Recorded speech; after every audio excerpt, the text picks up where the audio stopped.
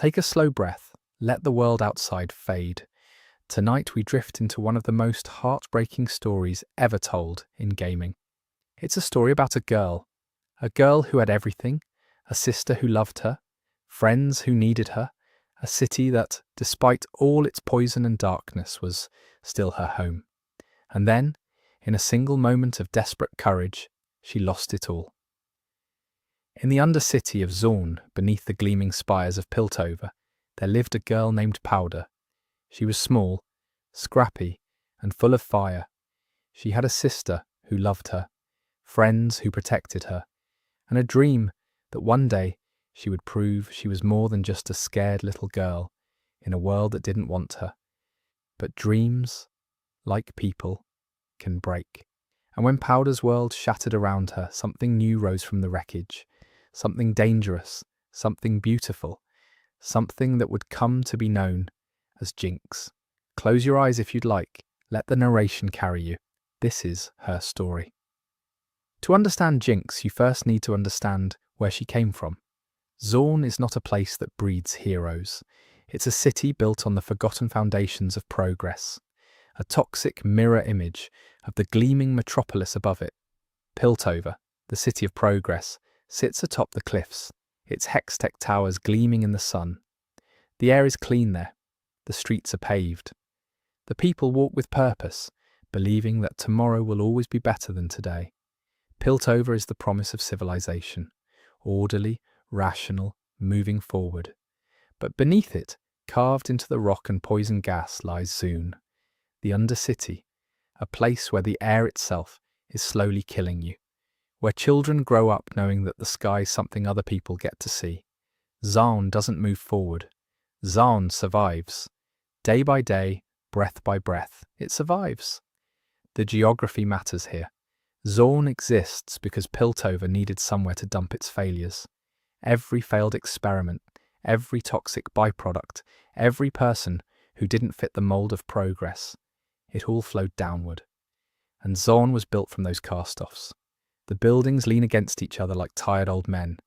The streets are narrow, winding, lit by the sickly green glow of chemtech. The air tastes of metal and regret. And yet, there is life here. Vibrant, desperate, beautiful life. Zaun is not dead. It's alive in a way that Piltover, with all its sterile perfection, can never be. The people of Zaun laugh louder, fight harder, love more fiercely. Because when everything can be taken from you at any moment, every moment matters.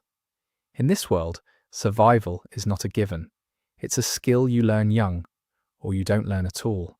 And in one of Zaun's roughest corners, in a neighbourhood called the Lanes, a little girl named Powder was learning that skill the hard way. Powder, born as Jinx, though she didn't know it yet, grew up in the Lanes, one of Zaun's roughest neighbourhoods. The lanes were a maze of narrow streets, chem-lit workshops, and makeshift markets where people traded whatever they had for whatever they needed. It was loud, chaotic, and dangerous, but for Powder, it was home. She wasn't alone. She had her older sister, Vi. Vi was everything Powder wasn't. Strong, confident, fearless. Where Powder was small and uncertain, Vi was a hurricane of fists and fury. She had pink hair that burned like a warning sign, and fists that could crack concrete. She protected her little sister with a ferocity that bordered on reckless. Vi didn't just fight for Powder. She fought the world for her. Their crew was small but tight. Milo, the pessimistic one, always complaining but always showing up. He had a sharp tongue and a soft heart, though he'd never admit it.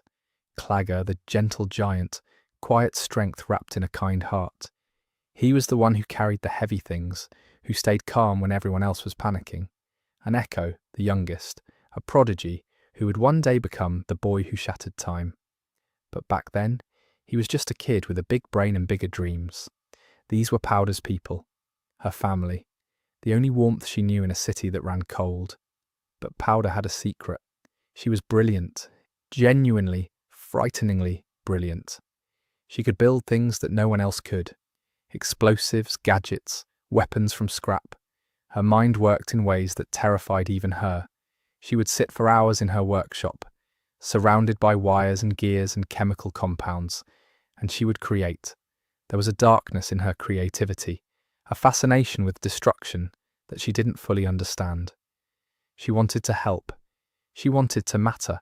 She wanted Vi to look at her and see someone worthy, not someone who needed protecting. But every time she tried, something went wrong. Her bombs detonated too early. Her plans fell apart. Her inventions backfired. And each failure carved another line into her already fragile confidence. The tragedy of Powder is not that she was weak. It's that she was strong in all the wrong ways. Her brilliance was real, but it was wrapped in fear. Her courage was genuine, but it was fueled by desperation. She was a diamond buried in mud, beautiful, valuable, and completely invisible to the world above. The job was supposed to be simple. Break into a Piltover apartment, steal some Hextech crystals, get out. Vi led the crew, and for once, everything seemed to be going right. The plan was clean. The timing was tight but doable.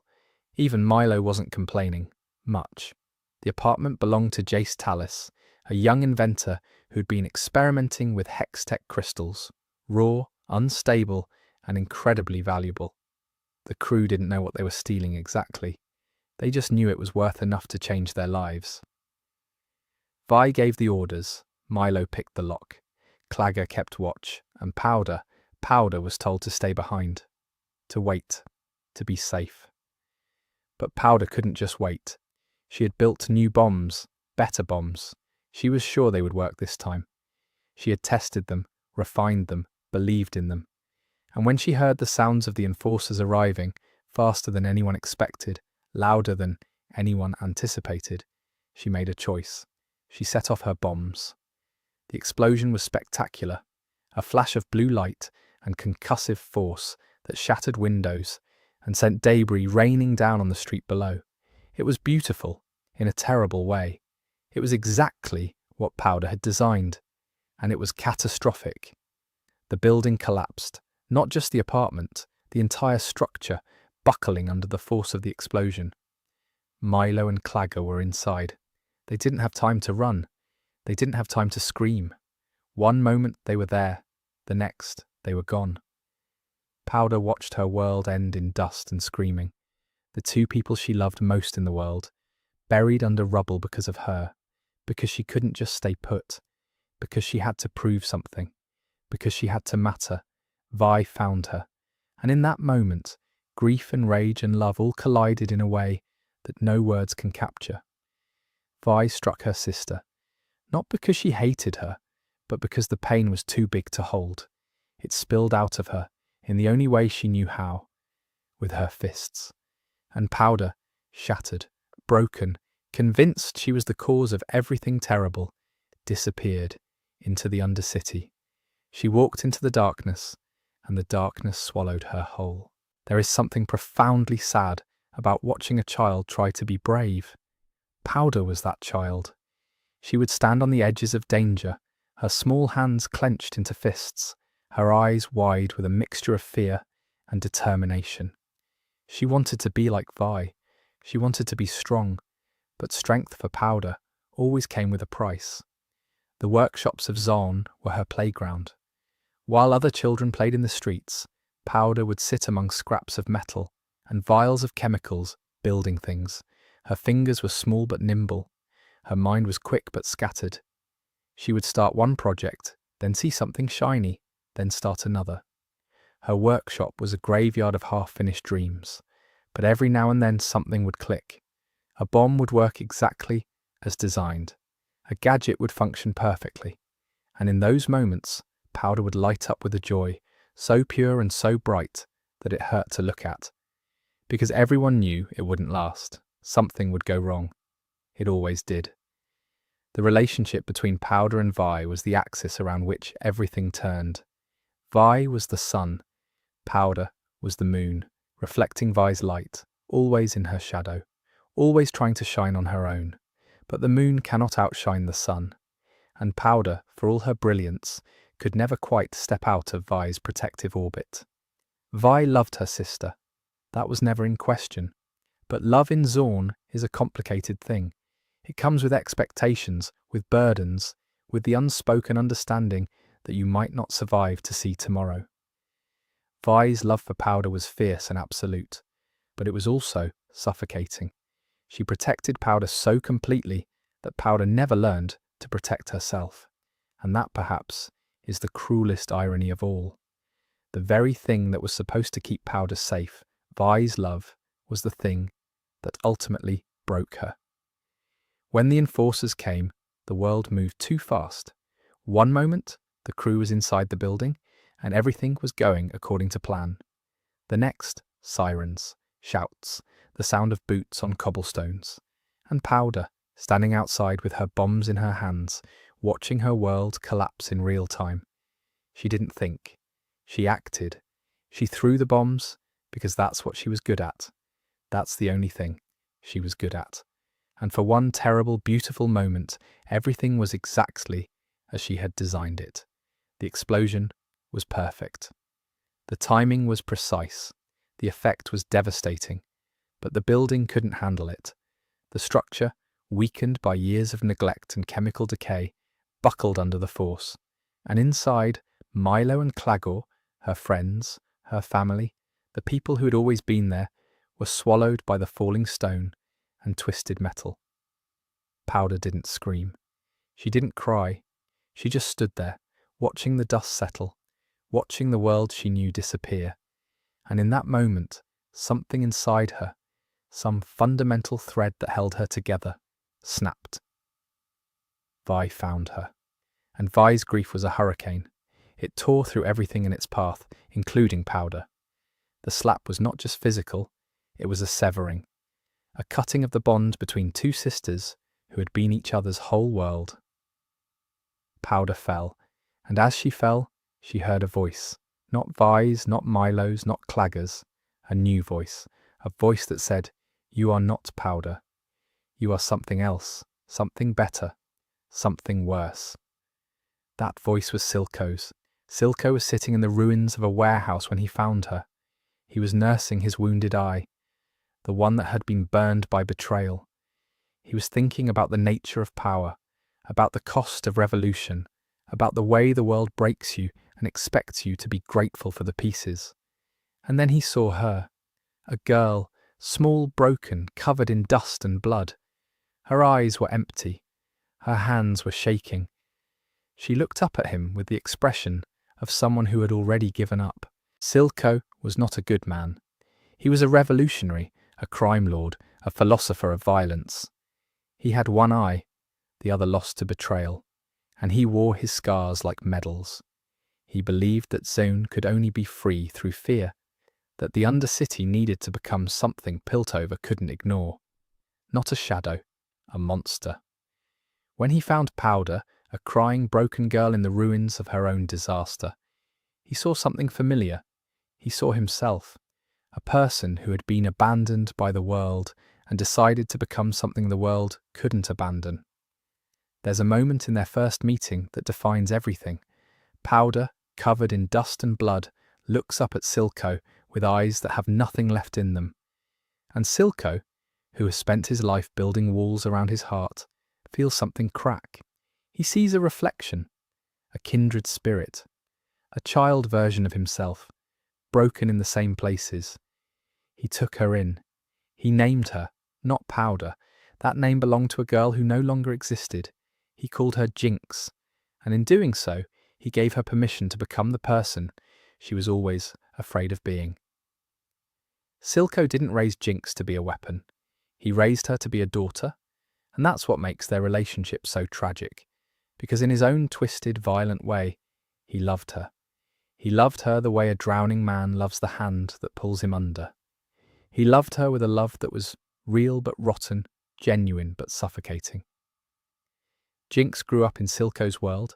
She learned to build bigger, louder, more destructive weapons.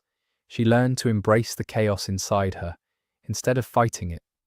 She learned that the voices in her head, the ones that told her she was broken, that everything she touched would die, were not enemies. They were companions. She became an artist of destruction. Her weapons were not just functional. They were beautiful. Each bomb was a painting, each bullet a poem. She poured her pain into her craft, and what came out was terrifying and magnificent in equal measure. This is where Jinx's story becomes something more than a villain's origin. The voices in her head are not just a narrative device, they're a window into a mind that is genuinely, clinically fractured. Jinx hears Milo and Clagger, the friends she killed. They whisper to her, mock her, remind her of every failure. They are her guilt given form, her trauma made audible. When she's alone in her workshop, surrounded by half-built weapons and empty cans of spray paint, she talks to them. She argues with them. She begs them to stop. But here's the thing that makes Jinx so compelling. She doesn't try to silence them. She plays with them. She builds them into her identity. The voices are not her enemy. They're her family. The only family she has left. This is not healthy. This is not okay. But it is deeply, achingly human. Jinx is a portrait of what happens when a child's mind breaks and no one is there to help put it back together. She is a testament to the resilience and the cost of survival. In the quiet moments when the bombs aren't exploding and the gunfire has faded, Jinx sits with her ghosts. And in those moments, she is not a villain. She is not a monster. She is just a girl who lost everything and never learned how to grieve. Years later, Vi returns. She's been in prison, hardened but not broken. Her fists are stronger now, her jaw set tighter, but underneath the muscle and the anger, she is still the same girl who used to hold Powder's hand in the dark. She still loves her sister. She still believes that somewhere inside Jinx, Powder is still alive. That the girl she knew is waiting, buried under layers of trauma and violence, ready to be found. The reunion is everything and nothing like what both of them imagined. Vi sees the monster her sister has become, the weapons, the madness, the casual cruelty. Jinx sees the ghost of the person who abandoned her, the sister who left, who chose prison over staying, who let her disappear. And Silco, the crime lord, the revolutionary, the man who had sworn to never be vulnerable again, felt something he hadn't felt in years. Recognition. He saw himself in her. He saw the boy who had been betrayed, who had been left for dead, who had decided that if the world wouldn't love him, it would fear him. He reached out his hand, and Powder, or whatever she was becoming, took it. The naming was important. Silco didn't just give her a new name. He gave her a new identity. Powder is gone, he told her. She was weak. She was afraid. She was a child. But you're not a child. You are a force. You're a Jinx. And Jinx accepted it. Not because she wanted to, but because she had no choice. Powder was dead. Milo and Clagor had killed her when they died under that building. What remained was something else. Something that needed a name, a purpose, a reason to keep existing. Silco gave her all three. Under his guidance, Jinx became an artist, not of paint and canvas, but of fire and steel. Her weapons were her paintings. Her explosions were her poetry. She poured her grief, her rage, her guilt into every bomb she built, every bullet she fired. And what came out was terrifying and magnificent. She built miniguns that sang. She crafted bombs that danced. She designed traps that whispered promises of chaos. Her workshop was a temple of destruction, and she was its high priestess. But the voices never stopped. Milo and Clagger, all the echoes of them, lived in her head. They whispered to her when she was alone. They mocked her when she failed. They reminded her constantly, relentlessly, that she was the reason they were dead. Jinx talked back to them. She argued with them. She pleaded with them. And sometimes, in the quiet moments, she apologized to them. "I'm sorry," she would whisper to the empty air. "I'm sorry I wasn't good enough. I'm sorry I couldn't save you." But the dead don't accept apologies. They just keep whispering. And then Vi came back. Years had passed. Jinx was no longer a child. She was a weapon. Dangerous, unpredictable, brilliant. And Vi was no longer a protector. She was a prisoner, hardened by years of incarceration, but still carrying the ghost of the sister she had left behind. Their reunion was a collision of past and present. Vi saw the monster Jinx had become and wanted to save her. Jinx saw the ghost of the sister who had abandoned her and wanted to destroy her. But beneath the anger, beneath the violence, beneath the years of separation and pain, there was still love. Twisted, broken, impossible love. The kind of love that survives everything except itself. Caitlin entered the picture like a key in a lock. She was everything Jinx was not. Calm, rational, stable. She was Vi's new anchor, the person who kept her grounded when the past threatened to pull her under. Jinx hated her for it. Not because Caitlin was evil, but because Caitlin was good. Because Caitlin had taken the one thing Jinx still clung to, Vi's undivided attention. The tea party was Jinx's masterpiece of madness. She set the table with care. She placed the chairs with precision. She put a gun at each setting, like silverware. And then she sat her guests down, Vi, Caitlin, Silco, and asked the question that had been burning inside her for years. "Choose me," she said to Vi. "Choose me over her. Prove that I still matter. Prove that powder still exists." But Vi couldn't choose. She couldn't kill Caitlin to save Jinx. She couldn't sacrifice one person she loved for another. And in that moment of indecision, Jinx's last thread of hope snapped. Silco reached for the gun. Maybe to protect Jinx, maybe to end the madness, maybe because he too was broken and didn't know how to fix anything anymore. Jinx shot him. And as Silco died, as the man who had raised her, who had named her, who had loved her in his own terrible way, faded from the world, Jinx made her final choice. She would never be Powder again. She would never be the scared little girl in the workshop. She would never be the sister who needed protecting. She would be Jinx, only Jinx, forever. The rocket she built after that was not just a weapon, it was a declaration, a message to Piltover, to Vi, to the world that had broken her.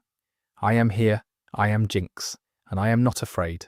And between them lies a chasm of guilt, love, and misunderstanding that neither of them knows how to cross.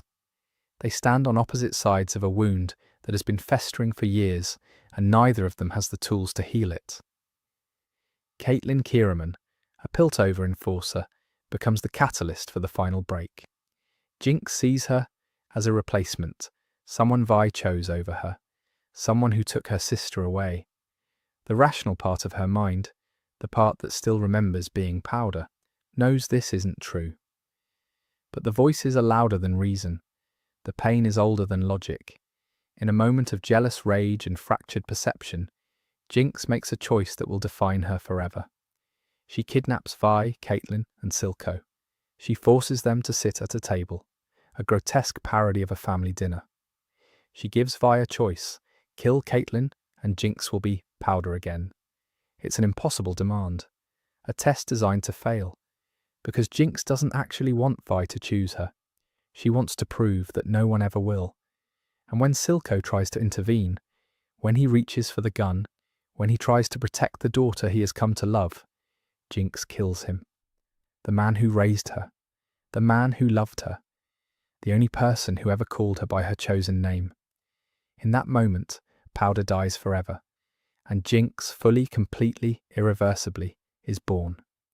Jinx is not a hero. She's not a villain. She's a casualty. She is what happens when the world fails a child, when love is twisted into possession, when genius is channeled into destruction instead of creation. She is the story of Zaun itself, broken, beautiful, and dangerous. She is the undercity's rage given a name and a rocket launcher. She is every kid who was told they were too much, too loud, too broken, too strange, and decided to become exactly what they were accused of being. And yet, there's something in her that refuses to be pitied. Jinx doesn't want your sympathy. She doesn't want your help. She wants to be seen, truly seen, for what she is. Not Powder. Not the girl who could have been saved. Jinx, the one who survived. There's a strange freedom in that, in accepting your own brokenness, in saying, yes, I am this, and I will not apologize for it. It's not healthy, it's not admirable, but it is, in its own terrible way, honest. The story of Jinx doesn't end here. It continues in Arcane, in the game, in the hearts of every player who has ever picked up the blue-haired bombshell and felt something stir inside them. Because Jinx is not just a character, she is a mirror. She reflects the parts of ourselves that we try to hide, the anger, the pain, the fear that we are too broken to be loved. And in showing us those parts, she gives us permission to acknowledge them. That is the power of a great story. It doesn't just entertain, it illuminates. Thank you for drifting with me. This has been Lore Drift. Sleep well. Let us pause here for a moment. Let the story breathe. Let the weight of what we've discussed settle over you like a blanket. Because what we're talking about is not just a character in a game. We're talking about the way trauma shapes us. The way love, when it's broken, can become something unrecognizable. The way a child's mind, when it's shattered, tries desperately to put itself back together with whatever materials are at hand. Jinx is not a villain. She is a study in survival.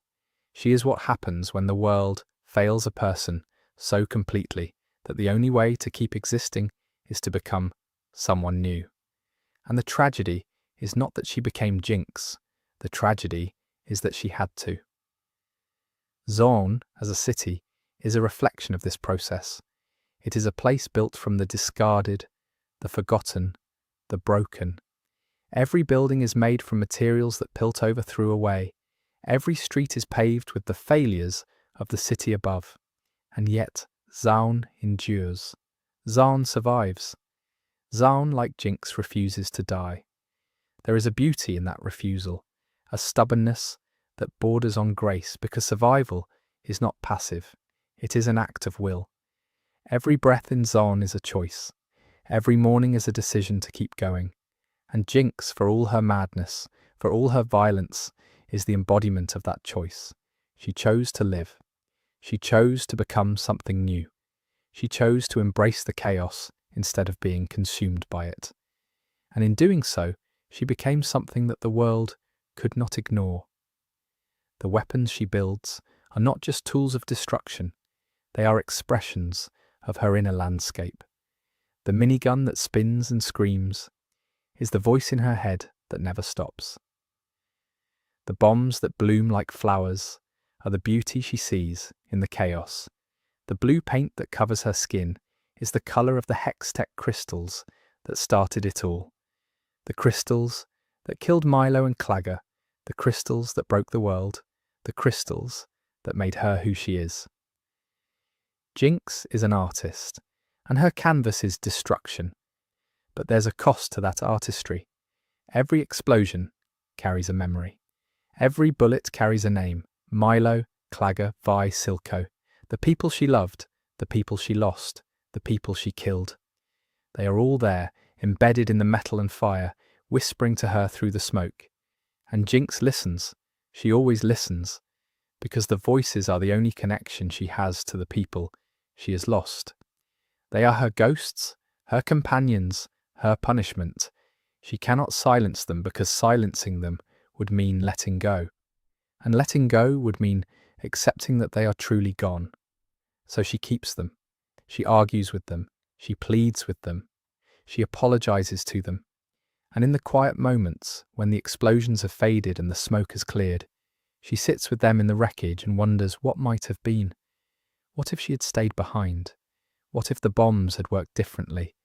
What if Vi had chosen her? What if Silco had never found her? What if she had never been born at all? These questions have no answers. They are the ghosts that haunt Jinx, the shadows that follow her through the streets of Zaun, and they will never leave her. They are part of her now, woven into the fabric of her being, as essential to her identity as the blue in her hair and the paint on her skin. And yet, there is something defiant in Jinx, something that refuses to be defined by her pain. She does not hide from her past. She wears it like armor.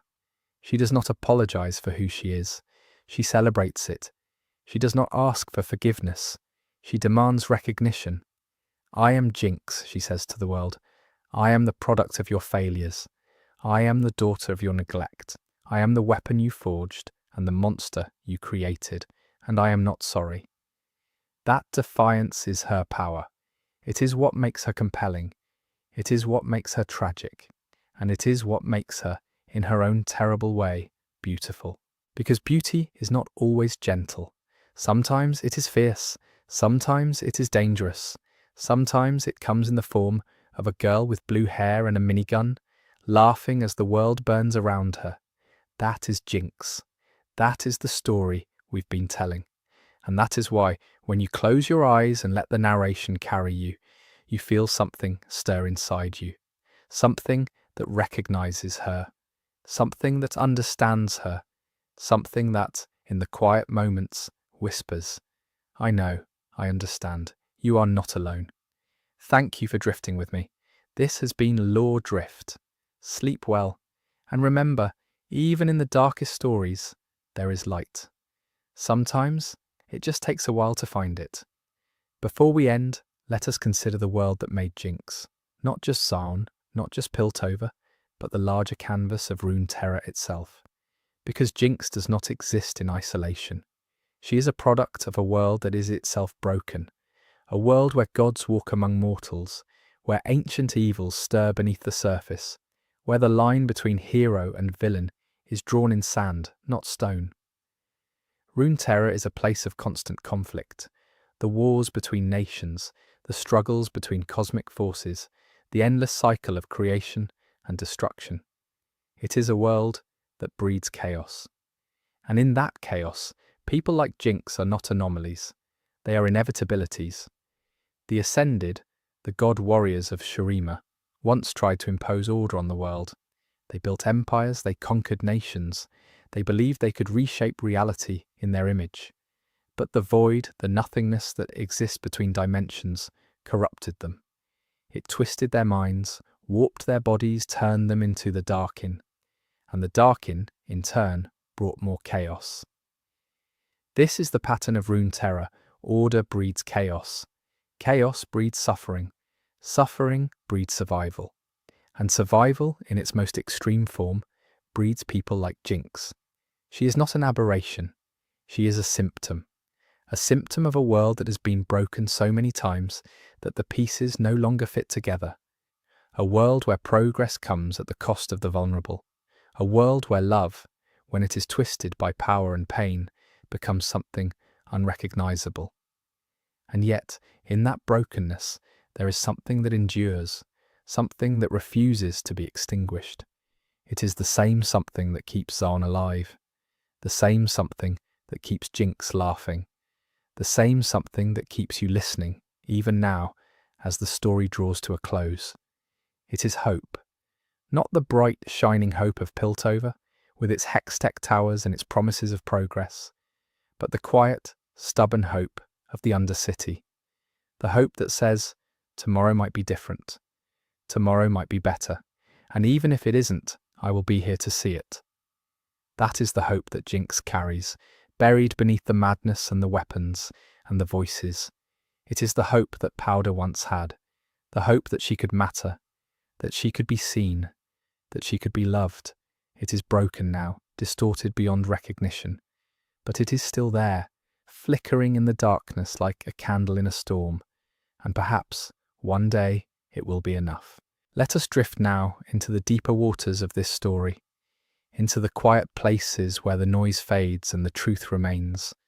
Because beneath the explosions, beneath the madness, beneath the blue paint and the chattering guns, there is a truth about Jinx that is easy to miss.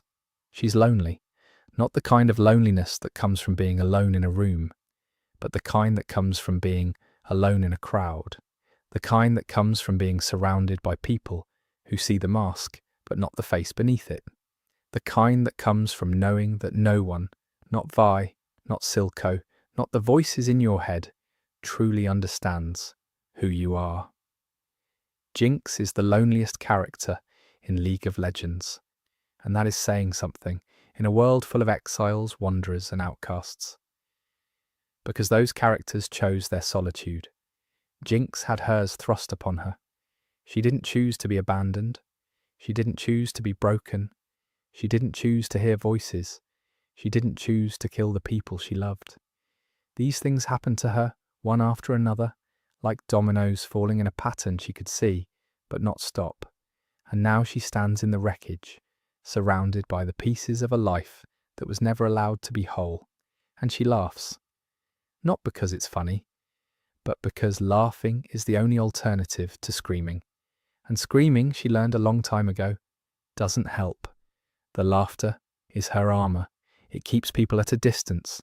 It confuses them, unsettles them, makes them think she doesn't care. But she cares. She cares so much that it burns. She cares about Vi, even after everything. She cares about Silco, even though she killed him. She cares about Milo and Clagger, even though they're dead. She cares about the world, even though the world has never cared about her. That is the tragedy of Jinx. Not that she is a monster, but that she is a person who has been denied every opportunity to be anything else. And as we drift deeper into sleep, let us carry this thought with us. Let it settle into the quiet corners of our minds. Let it remind us that behind every act of destruction, there is a story. Behind every explosion, there is a reason. And behind every monster, there is a person who was never given the chance to be anything else.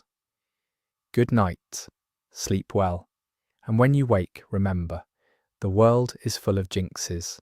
People who are broken, who are angry, who are scared, who are lonely. And the best thing we can do, the only thing we can do, is see them. Truly see them. And in seeing them, give them the one thing they have never had, a chance.